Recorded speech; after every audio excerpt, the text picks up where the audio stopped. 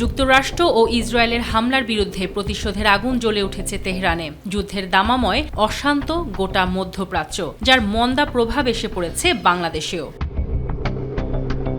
সংঘাতের কারণে মধ্যপ্রাচ্যে অস্থিতিশীলতা তৈরি হয়, জ্বালানি সরবরাহ হুমকিতে পড়েছে।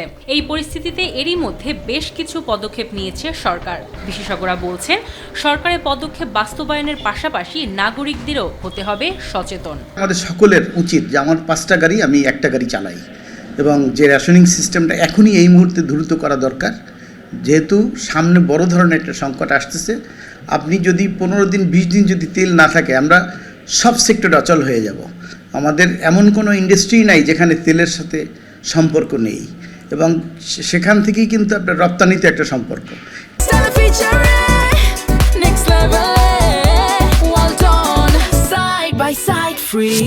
আমাদের উচিত এখন থেকেই আমরা রেশনিং সিস্টেম, যার 5টা গাড়ি সে একটা গাড়ি ইউজ করবে, এবং এখন থেকেই একটু হিসাব করে আমাদের আগানো উচিত।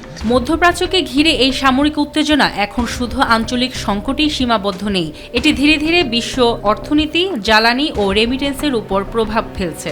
শ্রম মন্ত্রণালয় এবং বৈদেশিক কর্মসংস্থান মন্ত্রণালয়ের তো কোনো উদ্যোগই আমরা দেখতে পাচ্ছি না, তারা এখনো ঘুমিয়ে আছে। যারা রেমিটেন্স পাঠায়, রেমিটেন্স যোদ্ধা, যেটার বলে আমরা দেশটি বেঁচে আছি সম্মানের সঙ্গে, তাদের প্রতি এত অবজ্ঞা এবং অবহেলা, এটা সহ্য করার মতো না। বিশ্লেষকরা বলছেন, প্রবাসী বাংলাদেশিদের জন্য সরকারের পক্ষ থেকে আরও সতর্কতামূলক ব্যবস্থা এখনই গ্রহণ করা উচিত চলমান এই যুদ্ধের সাথে মোকাবেলা করার জন্য। কারণ যুদ্ধ লাগবে কদিন পর পর, এতদিনের প্যাটার্নে আমরা বুঝে ফেলেছি এটা। তার মানে কি আমাদের পররাষ্ট্র দপ্তরের এই জিনিসগুলোর ব্যাপারে ড্রিল থাকা উচিত। যেমন কোথাও আগুন লাগলে পরে কি করতে হয়, ভূমিকম্পের সময় কি করতে হয়, একই রকমভাবে মধ্যপ্রাচ্যে যুদ্ধ লাগলে পরে আমাদের বাংলাদেশিদের কি করণীয়, আমাদের দূতাবাসের কি করণীয়, এবং বাংলাদেশের আমাদের কি করণীয়, এই জিনিসগুলো এখনই আমাদের শেখানো উচিত, জানানো উচিত। সাদিয়া হক মৌ, মাই টিভি, ঢাকা।